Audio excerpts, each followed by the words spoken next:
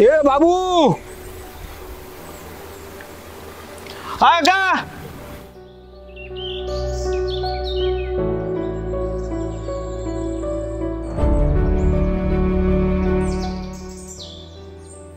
काय रे बाबू, रोज रोज येऊन इथे बसतोस, असं काय आवडतं तुला?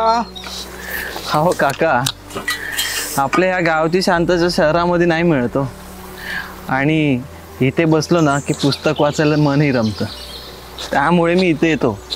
मस्त वाटतं एकदम. काका, बॉटल का नदीत टाकलात? अरे बाबू, गावातली लोक सर्व इथंच टाकतात. देवाचा फुलोरा आणि कचरा नदीतच टाकतात. बरोबर, म्हणजे गावातली लोक जी चूक करतात ती चूक तुम्हीही करणार. मग त्यांच्यात आणि तुमच्यात फरक काय?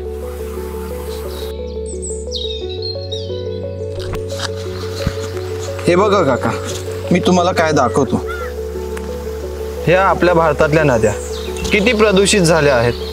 ह्या अशा प्रदूषित नद्यांमुळे गावकऱ्यांना पिण्यासाठी पाणी सुद्धा मिळेना.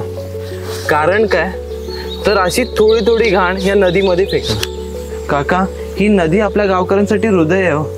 हिची स्वच्छता आणि जी शांतता आपल्यासाठी आणि आपल्या गावकऱ्यांसाठी खूप महत्त्वाची आहे हो. कृपया अशी घाण करू नका हो, कृपया.